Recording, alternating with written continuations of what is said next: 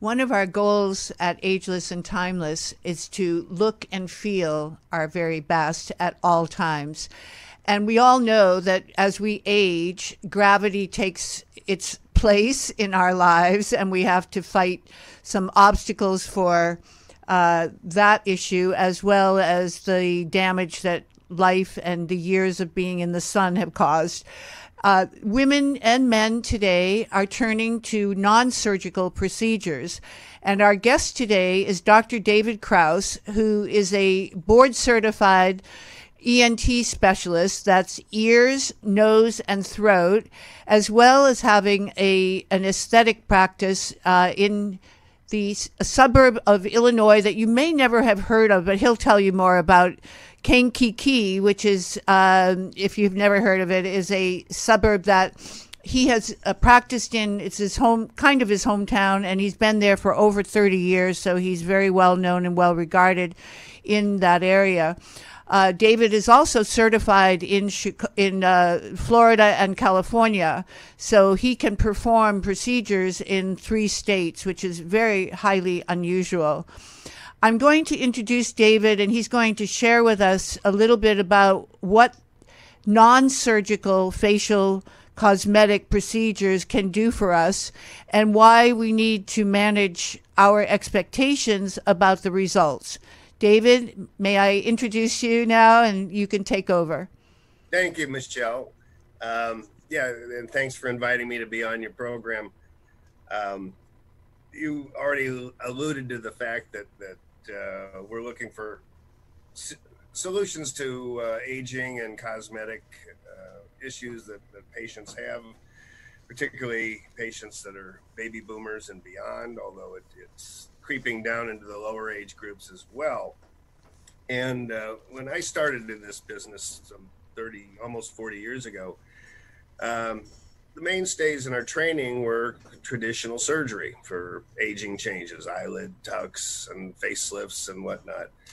And it became apparent over the years that that's a major commitment on part of the patient. And so we started looking for other things that we could do to kind of take care of the patients that had issues that were less severe. And so over the years, that's turned into more of a skin-related, non-surgical type of process, almost all of which are performed in an office or a clinic setting.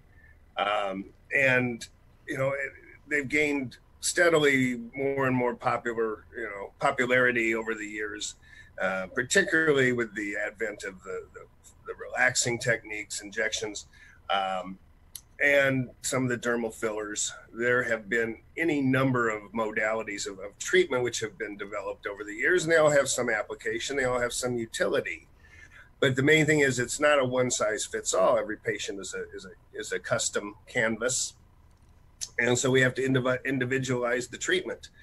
And therein lies the encounter when the patient decides that there's something they would like to correct or change with their appearance. We first ask them what it is they'd like to change. I hand them a mirror and have them point out the things that they find that they'd like to improve. And what if they say everything, Dr. Krause? How do you respond to that? Well, sometimes you can do everything, but unfortunately, most of the times you can't. If you have a very advanced aging face, with very deep wrinkles and lots of eyelid redundancy, there's still most definitely a role for surgical treatment in those cases. But for the lesser lights of the group, then we have some things we can offer in the face, and we go just area by area, but usually I go complaint by complaint. What's the first thing you would like to have done with your face? What can I help you with?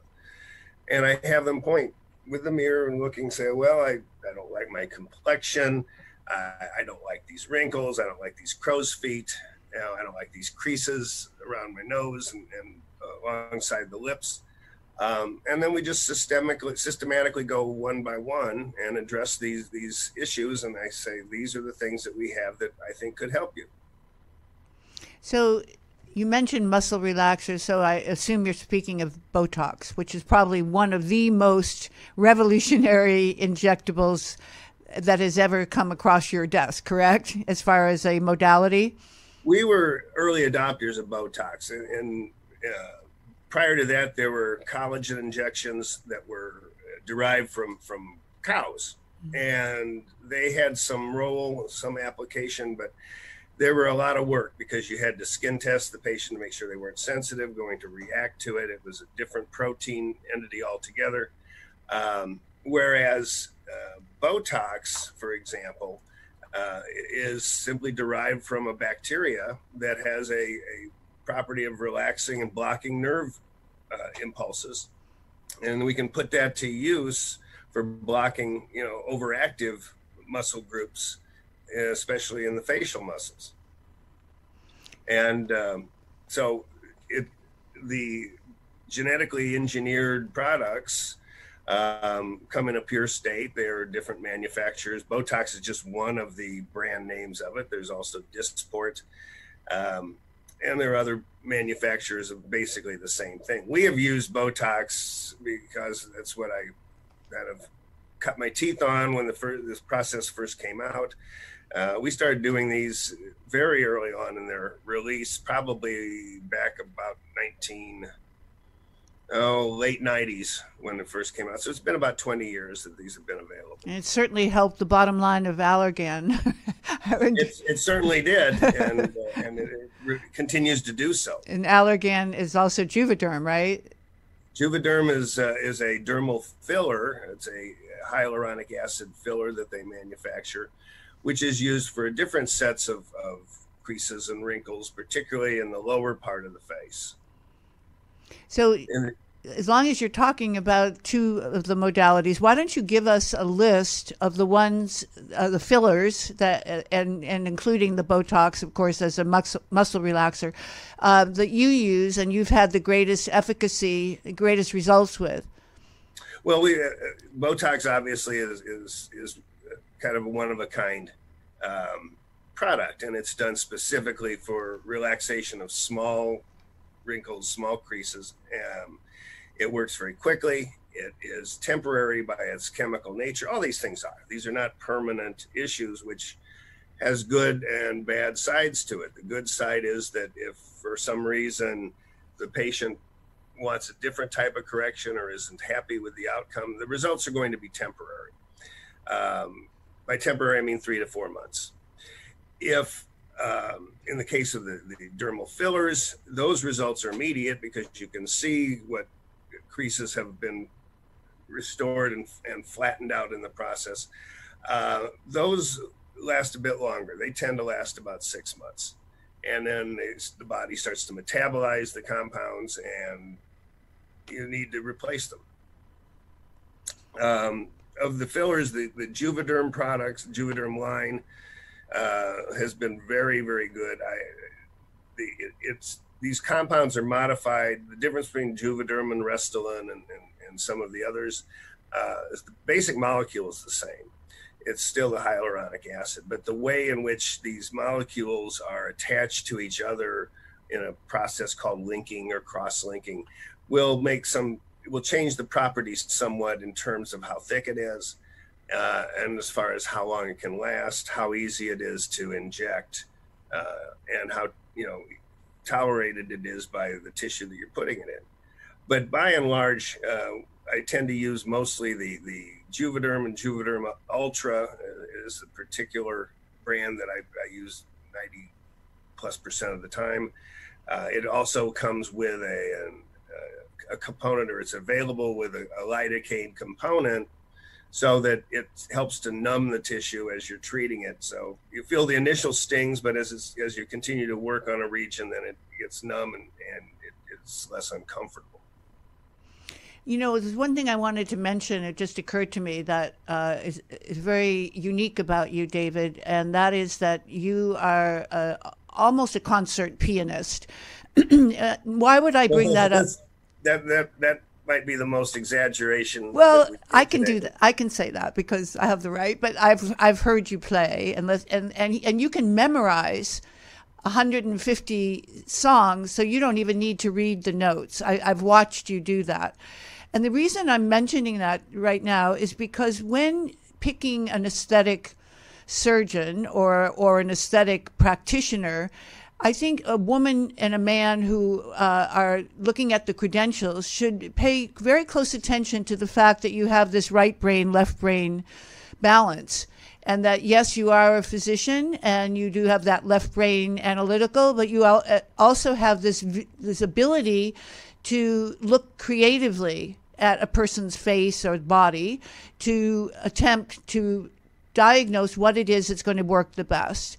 And I think that creative side, that visionary side, is something that you don't always see in a medical doctor. So I just wanted to bring that to the viewers' attention, because I think it's a very big one. And I know many times when I've looked at the credentials of San Francisco plastic surgeons, I've looked for that background of having, in one case, was an artist. He was an artist as well as being a surgeon. So I saw, if he's an artist, he must look at the face in that artistic way. And that's what I think you are capable of doing. Even though it's music, you're still very artistic. And then having the memory that you have means that, you know, what does that mean for you when you're looking at someone's face? How does that help you? Well, when I referred earlier to every face being its own canvas, right? Each treatment is individualized. You have kind of in your mind's eye, I think, that the what you could accomplish for the patient that would look naturally. What your goal really should be to treat and make the patient look like they want to look, but just at a younger age. You're not trying to drastically alter the facial landscape with these cutaneous treatments. You're not going to change shapes and such as if you're doing a nasal reconstruction, for example. But you do want to make sure that or my philosophy has always been, make sure that it looks natural. You want somebody to look at that patient a couple weeks after their treatments and say, man, you look good. You know, what did you do? Did you lose weight? Did you know, change your hair or something? If you can have somebody get that sort of compliment without them saying, oh, you hadn't had all this facial work done, then you've really accomplished something. You've rendered a service. And you know, conservatism is really where I think sometimes people miss the mark. If conservatism on the part of the physician treating will serve you well. You can always go back and add more of the product if you need to. But it's hard to undo it once you have already administered it. Now, granted, the fillers and the Botox are going to take care of themselves over time, but still, it's better, I find, is to treat on the underside, give them 2 weeks, see what they think. If they need some more, then they come back in. Just add them. Well, I think the fact that you allow the patient to tell you what they want or what is bothering them most, but you're also sizing up the patient like a canvas, like you said, like an artist would look at a blank canvas. You're looking at that patient's face. So you're going to have input in exactly what happens next. It's a combination of their objectives and your medical experience and knowing what will have the most effective results. Is that a fair way to size up that initial consultation? It definitely is. And you can certainly combine these modalities at the same session if the patient wants to, or you can stagger them. You can do the Botox, for example, and then see if it's made a major relaxation. Maybe they need less of the fillers the next time around. Mm-hmm. I don't think that there's any harm in doing it that way, other than, you know, it makes a second trip, but it makes for a better result.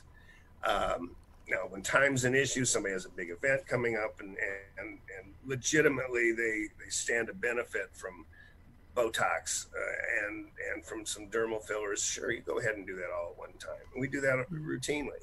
But if it's somebody that's undecided, especially somebody that's new to the treatment, then I don't want to overwhelm them. I would rather say, okay, this is what we can accomplish with this. Let's see if you like that.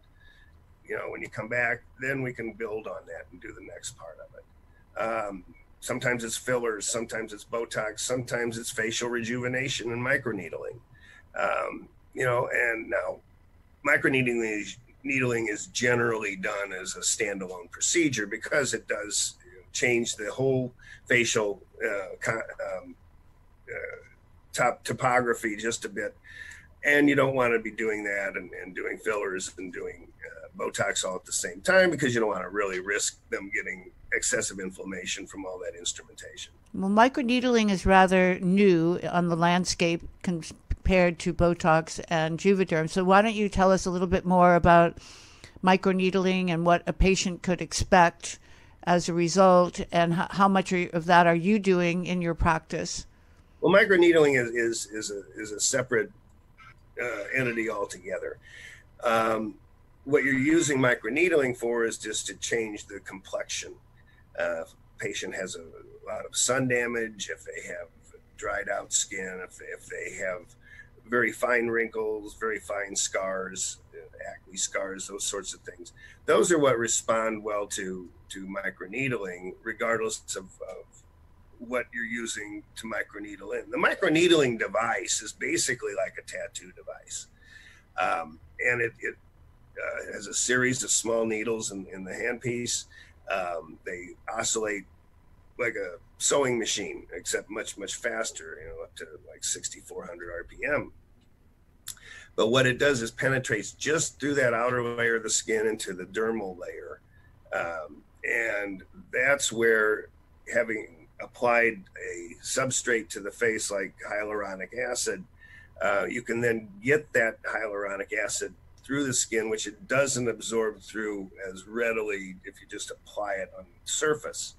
And it gets down into the dermal layer, where you can start to incorporate that into the connective tissue, so that you'll have a better retention, you'll have a better augmentation of that subdermal or that subepidermal layer, which gives it more of a bulk and gives it more of the same sort of turgor that it had when you were younger. We usually will use the hyaluronic acid because you're probably familiar with terms like the vampire facial, for example. Mm-hmm. Vampire facial is the same technique, except it's done with drawing a blood sample from the patient, centrifuging it, getting to the layer of plasma that has the platelets, but none of the other larger blood cells in it. The platelet-rich plasma, as it's called, is the layer which contains the platelet growth factors and some of the tissue stimulators that will help to wake up some of the fibroblasts under the skin and encourage them to start then producing more collagen. The vampire facial is just a brand name that's proprietary by the person who first developed that, but it's the same technique whether you're using hyaluronic acid or platelet-rich plasma. In my experience, I haven't seen such a drastic difference between using PRP on the face and using hyaluronic acid that I feel that it would be necessary to get an optimal result using PRP. It's more expensive, it takes longer, for example. And the hyaluronic acid is a naturally occurring compound. We all have it in every tissue and joint in our body. So it's not going to react. You're not going to get an inflammatory response from it. And it's seems to be just as effective using that as your substrate as using the PRP. Now, PRP is great for, if you've got a sprained joint or something and orthopedic surgeon does an injection of PRP into it, or trying to speed up the healing after joint surgery, for example. Yeah, the growth factors, do carry a role. I just don't think that they necessarily are that big of a difference maker in facial application. That is so helpful to know, because PRP does require quite a process, doesn't it? You have to centrifuge the blood, and I mean, it's so much more demanding of the patient, and the hyaluronic is just an injection. So if it can produce comparable results in the microneedling, that is a big plus, and patients should know that when they go in to speak with the doctor, because I think the vampire facial has kind of been a fad. Like so much happens in aesthetic procedures, as you well know, they come and go. And like, what's the new kid on the block today? But and with the PRP, you have to be careful. You have to be very precise with drawing out the layer as this blood is spun down in the centrifuge.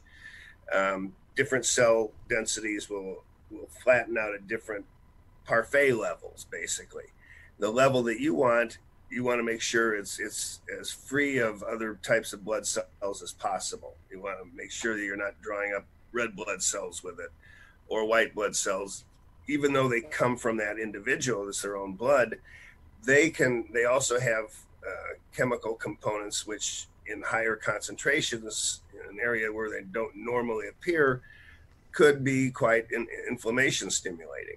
So it's like getting bleeding into a joint if you have a knee injury. It's, the breakdown products of the blood are responsible for a lot of the inflammation which occurs. So you don't want to go injecting red blood cell fragments and white blood cell fragments, into the skin, because you run a higher risk of getting inflammation just as a result of the chemicals they contain. So tell us about the other modalities. I know you do calcium hydroxyapatite. What would be some other options for a person coming to see you besides Juvederm and Botox and microneedling? Well, there are volume replacement injections, as you mentioned, with the Sculptra and Radiesse, which are done to replace volume. They're injected typically under the dermis. They're injected subcutaneously. That is something where if a patient has been very ill, let's say, and they've lost a bunch of weight, they're very cachectic, you can use a hydroxyapatite filler to replace volume. To if the cheeks are sunken in and you want to make that appear fuller. Those are not for treating wrinkles. Those are for treating tissue loss. And they have applications, but they're not nearly as widespread as the simple skin complaints, because not everybody has had a major illness and they've lost a bunch of weight, or they have a chronic infection, or they have AIDS patients where they've lost, it's usually associated with tremendous amount of weight loss. And while they do certainly have application, it's generally not the type of request that we field in the office that much. And I know that Radiesse is very difficult to extract if there's ever a mistake, correct? Yeah, it will eventually metabolize. Hydroxyapatite is the inorganic component of bone. If you take away the living cells from a bone, what you're basically left with is hydroxyapatite. And that can stay in a solid form for a long time. It's very difficult virtually impossible to remove it. So the deposition of that has to be very precise, because you don't have really a fallback point with that. If you have Botox, which migrates, say, from the forehead and to the eyelid, and the eyelid also relaxes too much, you can reverse that with some eye drops that will change that, and so the patient can open their eye up again. And in 3 or 4 months, the whole problem is resolved because the Botox is all metabolized away. Mm-hmm. But with the deep fillers, that's not the case. Mm-hmm. So typically, what do patients choose when they come to see you? Just a typical example of what might happen if a patient walked in the door and there's nothing severe, but they just want, let's call it a fixer-upper, mm-hmm. Just to look better and feel better. So I can tell you our most popular treatment is the Botox, mm-hmm. By far. That's the one that most people have conditions which are amenable to Botox. If they don't like wrinkles around their skull lines, if they don't like crow's feet, if they don't like creases in the forehead, those are all great and actually textbook applications for Botox. You can interestingly use Botox too if you have too much sweating. And if you inject the armpit on each side with a vial of Botox, you can eradicate most of the objectionable armpit sweating. Wow, I never knew that. Same period of time, yeah. And, it's very effective, and it's very popular among those who have had it, and they tend to be very staunchly repeat patients. Probably the drawback to that is the fact that you got to use 2 vials of Botox, so it can be more expensive. But you can treat one patient, I think, adequately with 1 vial of Botox if you know where to place it. Half the vial on each side under each arm. How many units in 1 vial, David? 100 units. Okay. Which is probably the minimum that you could do if you're doing it for hyperhidrosis or sweating. You would put 50 units on each side. Which the way that we compound it, the way that we dilute it down, is 20. It's like getting 20 TB tests under each armpit. And we space them. We look at the areas which are. You can use a starch and iodine application to see exactly where the sweat glands are, but usually they're going to be invariably they're going to be where the hair follicles are. So if you look closely, you have a nice bright light, even though the arms are shaved, you can see where the hair follicles are, and you outline that area, and then you start mapping out where do I want to space my 20 shots here. And I think I tell patients, look, just try the 1 vial first and see how it does for you. We can always add to it. But you got what you got after 2 weeks. Botox will take effect within anywhere from 48 hours to 2 weeks. And after 2 weeks, it's reached its maximum effect. And then that will hold there for about 3 to 4 months. As you go on with Botox, if you continue to follow up and regularly come in for another treatment, we usually will find that they last longer as the more you do. And the reason for that is that Botox works by blocking the nerve ending where the nerve hooks into the muscle. It blocks that connection. So as that nerve tries to find another place to plug into the muscle, it has to grow around it. Well, if you keep blocking those little spots, it has fewer and fewer spots to plug in and has to hunt longer to find them. That's why the effect of Botox can be much more sustained, for somebody who's had it repeatedly. That's very interesting.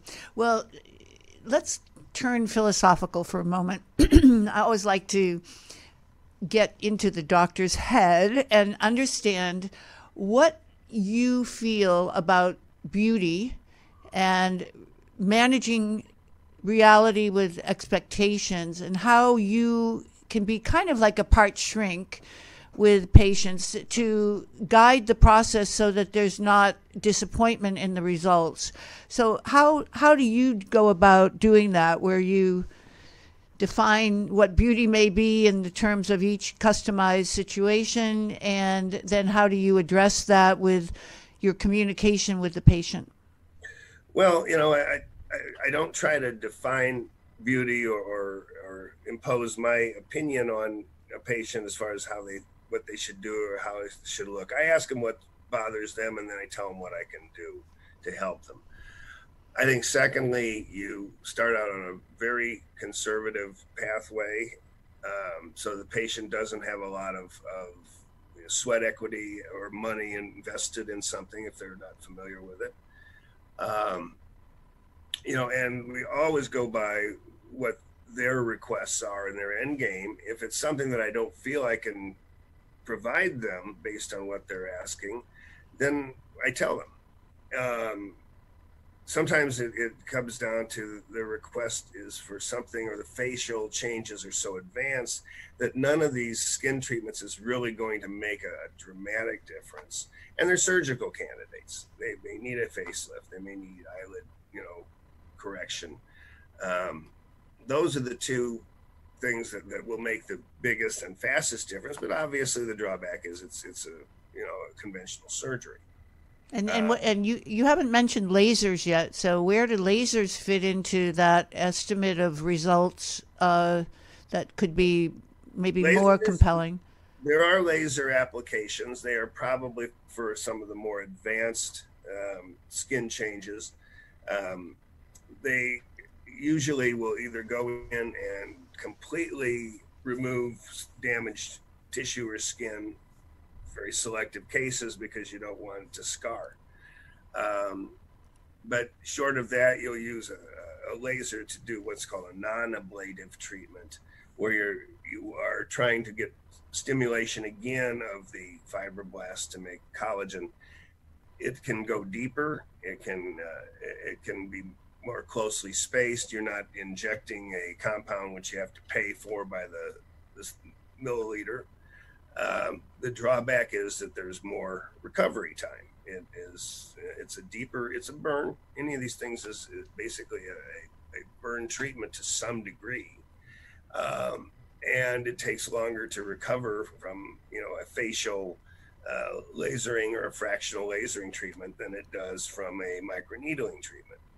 Microneedling, your downtime is, I'll let patients apply cosmetics, makeup, and hypoallergenic, products 48 hours after a microneedling treatment. With a laser treatment, it's closer to a week before, and there will be some crusting and there'll be some skincare needs, and you're a little bit indisposed if your work is something where you're meeting the public and you don't want to be totally conspicuous with it. So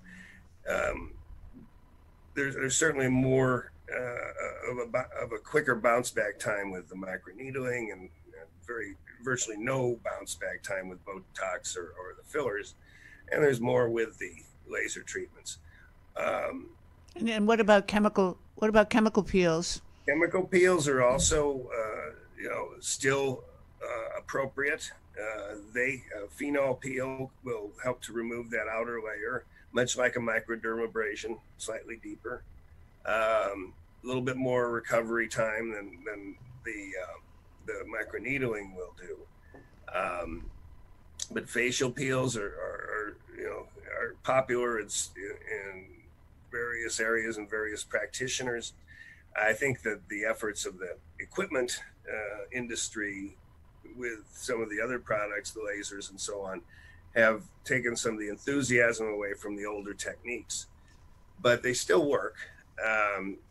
You can use anything basically to try to tighten up the skin or stimulate collagen production. If you use heat, like an Ultera, which is a radio frequency method, or if you use cool sculpting, which you're trying to, destroy the tissue, creating a freezer burn rather than a thermal burn. They have the same end game to try to, get rid of some fat, tighten up the tissue by stimulating collagen production. And, it depends on I think a lot of times it depends on what instruments the practitioner has decided are best for its practice. And if you have an Ultera machine, or you have a laser, or you have a microneedler, then that's what you're going to tend to use. It's only the larger cosmetic practices and groups that can really have the size of the patient base, where they have multiple modalities, or everything from lasers to cool sculpting. So as a result of that, I think when you look at a patient, while there's a lot of appropriate competing treatments, if all you have is a hammer, everything you see is going to look like a nail. Mm-hmm. So if what you have is the laser, then you're going to tend to use that. If what you have is Ultera, you're going to use that.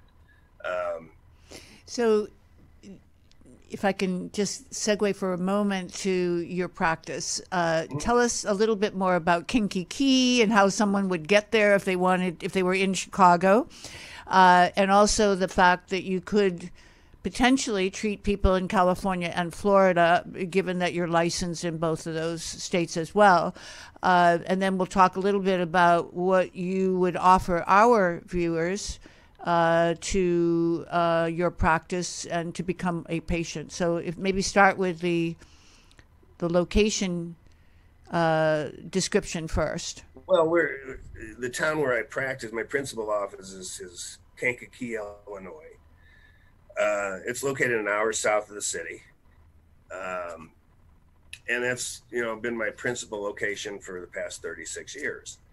I do have licenses in Florida and California, and as we are looking more and more at offering these types of services elsewhere, especially now by means of communicating the message, by podcast and internet and electronically and social media, we have been considering expansion into other locations, and specifically into Florida and California. That's not anything that we've firmed up yet, but it is certainly something that we are studying. When patients come in for a consultation, that's always just a complimentary visit. They come in, they ask opinions, and that's because it's basically like an interview. And so we say, okay, here's what we would suggest, what we recommend. If they decide to have the treatment, then we can certainly proceed. If they need time to think about it, that's fine too. I think that it's very hard to go into a situation cold, know nothing about it, say, okay, I'm going to have this done today, when you really need to have everything explained to you as far as what the in and outs are, and what's required afterwards in terms of skincare and maintaining the results of what you've achieved over the long haul. And there are things which you can do cosmeceutically that are very beneficial in helping to extend the life of this and to restore a healthy environment to the skin. Certain lifestyle changes obviously go without saying. Stay out of the sun, don't smoke, and moisturize your skin, hydrate it well, especially when it's either in and out of the cold like it is up here in the wintertime, or if you're in a sun climate like Florida or Southern California. So could you tell us your website where we could, one, book an appointment if we wanted, and two, purchase the cosmeceutical line, which is, I know, manufactured in the United States and is something new to your practice, but very important, as you just stated. So how would prospective patients get in touch with you? Well, our practice website is KrauseENT.com, KrauseENT.com. And that will link us to to the main practice, also to our allergy side, to our audiology side, and our cosmetic division. So that would be the basic entry point to get in touch with us. And if somebody is in the area, if they're planning to travel to the area for some reason, and we do our best to accommodate our consultation requests as quickly as possible. With that, I have tried to, influence my staff to apply, to take a Mayo Clinic type approach to these. People are coming in; they're not, going to be in the area indefinitely. Let's get them in as quickly as possible. Let's get as much done in the shortest amount of time. Well, certainly people coming into Chicago could come there, but they would want to have the treatment at the same time as the consultation. That can be done. That can certainly be done. I would think that type of individual already has their mind made up pretty well that they want something done. They've probably done some homework and figured out what type of treatment they would be looking at. And it can be done right on the spot. You have somebody that has a good understanding of it, good realistic expectations. There's no reason that they have to make a second trip. But for those who want, that sort of option, it's certainly available for them. So I know you had told me that you were going to offer something special for our viewers. And so could you talk about that for a moment? If they use the name Michelle Hughes or Ageless, you said you were going to be making some kind of a package offer. So could you talk about that? There would be, certainly there would be the initial treatment. There would be a considerable discount. Also, there would be, depending on what they need to do for aftercare, we could direct them to, the type of product lines we recommend.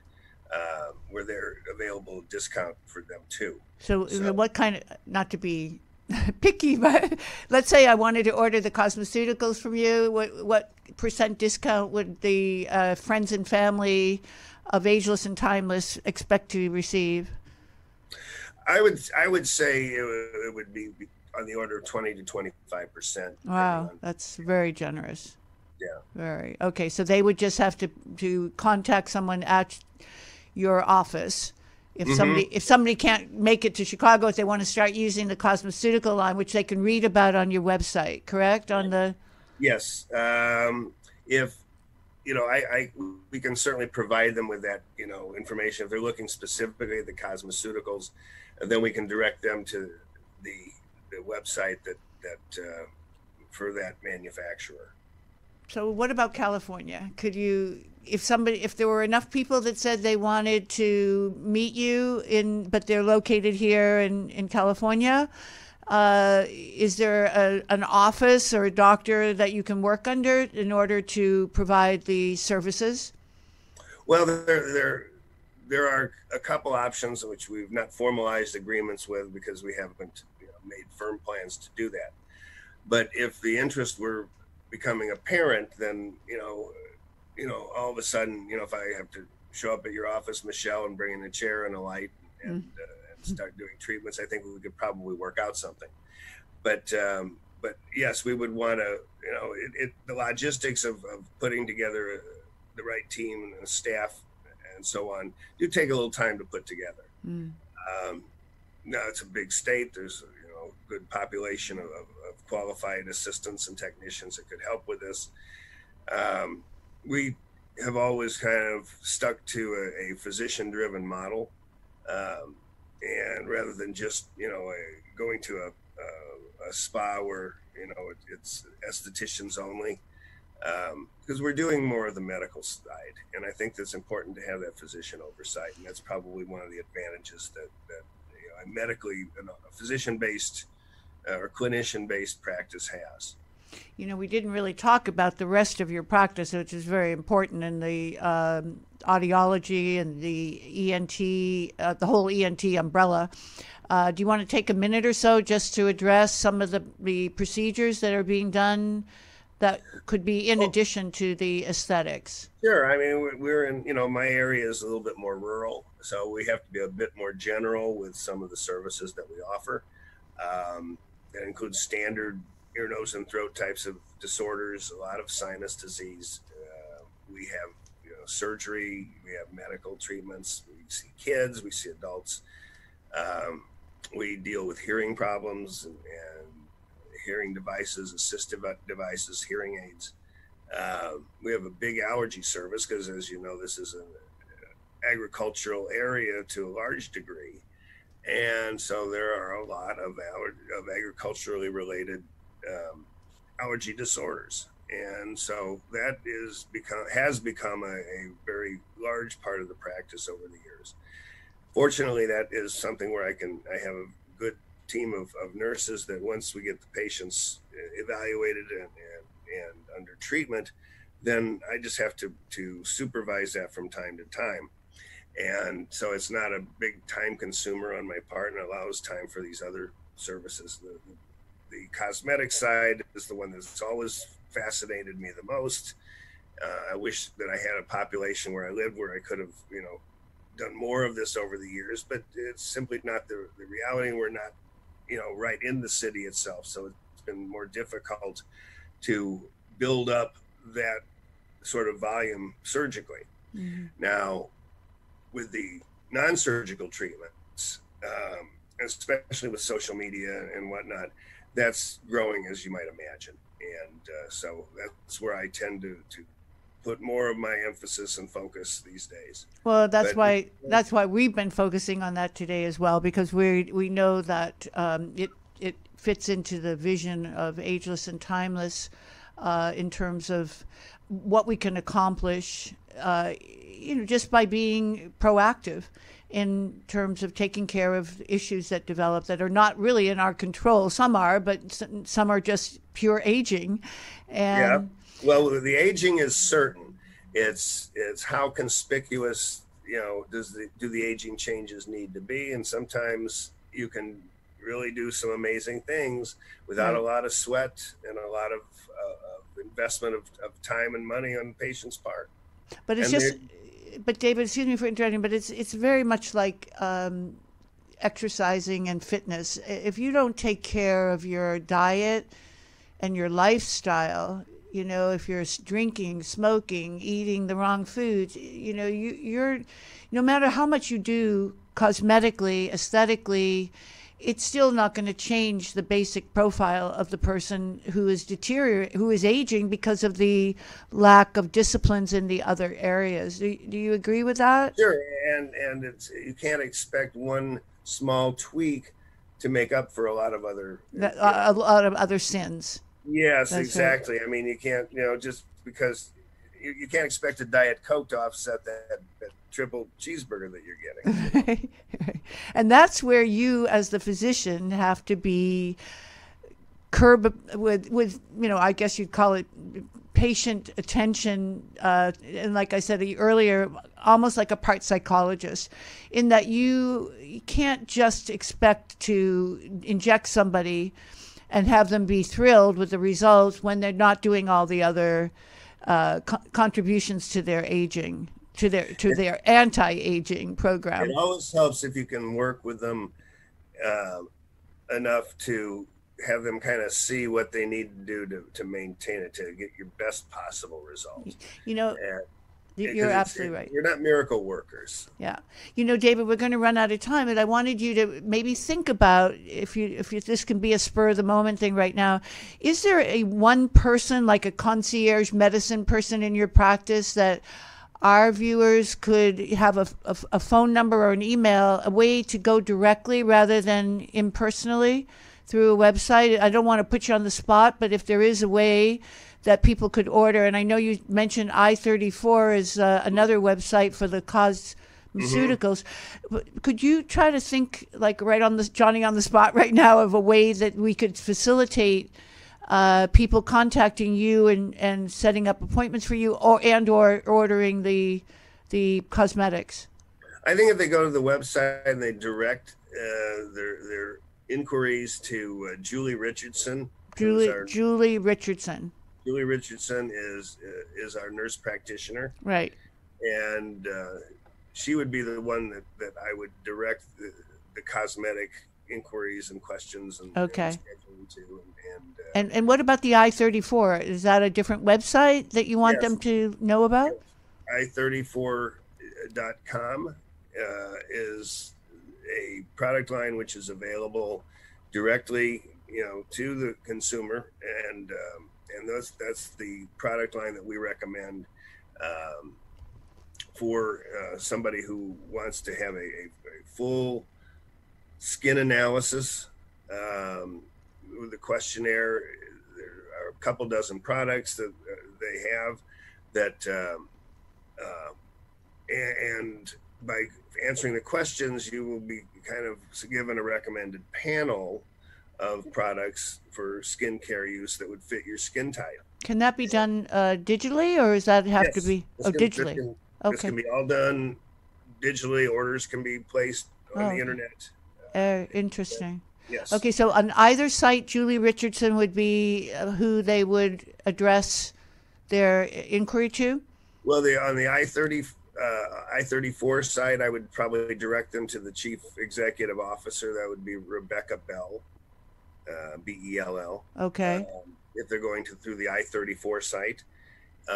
If they're going through my office, then I would address it to Julie or address it to me. Okay.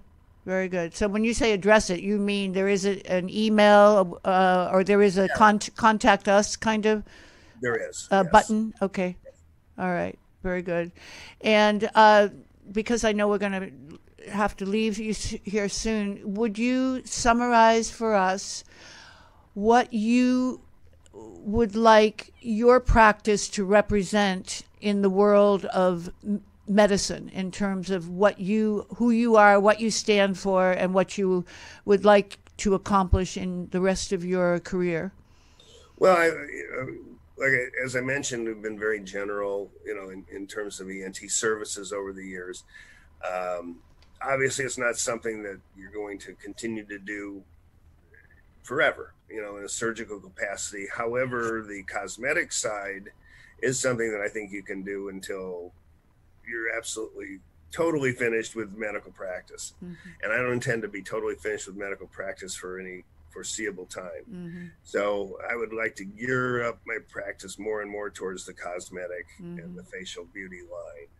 And, I certainly don't mind getting on an airplane and traveling to the West Coast or the southern part of Florida. Particularly during the Chicago winters. I would just as soon not undergo another polar vortex. And with your golf clubs in tow. Yes. Now that I'm ready to play golf again, I think that would be, I would just soon have enough reason to go to all those places to keep a set of clubs there. Correct. Okay. Very good, David. Well, thank you so much for sharing who you are, what you do, and how people can use your services if they choose to. And I think we should have you back with Rebecca on another podcast to talk about the cosmeceuticals in a more specific sense, because I know that is a very difficult subject for most consumers, is to how to pick and how to know what's going to have the most effect on their particular skin. And so, yeah, I think, do you think you could set that up, that we could have you and Rebecca, or Rebecca by herself? I think that would be probably your most efficient way of getting specific information and detailed product information. Her background is she's trained in physics. She's got a PhD in physics. So she's, she knows the physical chemistry behind these. Oh, that would be excellent. Okay. Yeah, that's what we want. We always want to go deeper. We don't ever want to have a subject just treated on the surface, and that's why we've gone scuba diving with you today rather than snorkeling. Right. we wanted to go deeper and understand more, because anybody can read articles. There's articles every moment in the media about cosmeceuticals, but it's so confusing. And the same for fillers and aesthetic treatments that you've talked about today. So we appreciate your time. I know you're busy, and thank you very, very much for being here. Well, thank you for inviting me. I've enjoyed it immensely, and I look forward to seeing you again soon. Thank you, David. Thank you. Okay, bye-bye. Now I got to say, you can stay on, David. All right. We're just going to do a little closure. So our guest just now, Dr. David Krause, shared with us some deeper analysis of the options that we can select as consumers to expedite and support our ageless and timeless goals. And I think if we listen to this very carefully, we'll learn that not, as he said, one size does not fit all.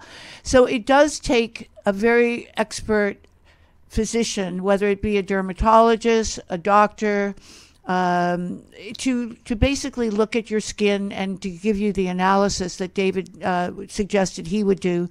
So I think having that consultation is probably the first step to making the right choices.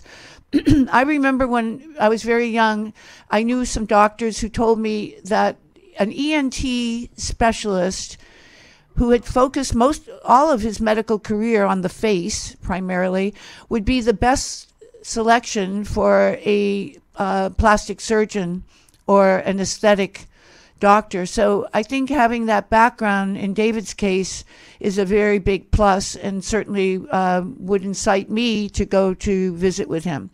So I wanted to thank everyone for listening today. Remember to subscribe to our network. If you like this show, tell your friends and family. And we are part of the United Business Network Go. That's UBNGO. And you can go to our website there and listen to the podcasts over and over again, along with the 42 others.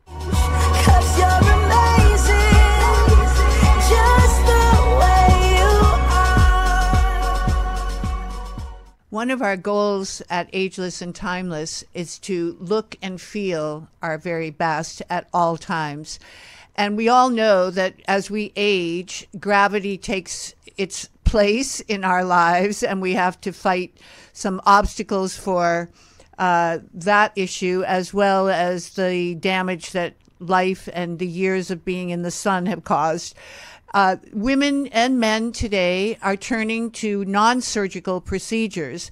And our guest today is Dr. David Krause, who is a board-certified ENT specialist. That's ears, nose, and throat, as well as having an aesthetic practice in the suburb of Illinois that you may never have heard of, but he'll tell you more about. Kankakee, which is, if you've never heard of it, is a suburb that he has practiced in. It's his home, kind of his hometown, and he's been there for over 30 years, so he's very well known and well regarded in that area. David is also certified in Florida and California, so he can perform procedures in 3 states, which is very highly unusual. I'm going to introduce David, and he's going to share with us a little bit about what non-surgical facial cosmetic procedures can do for us and why we need to manage our expectations about the results. David, may I introduce you now, and you can take over. Thank you, Michelle. And thanks for inviting me to be on your program.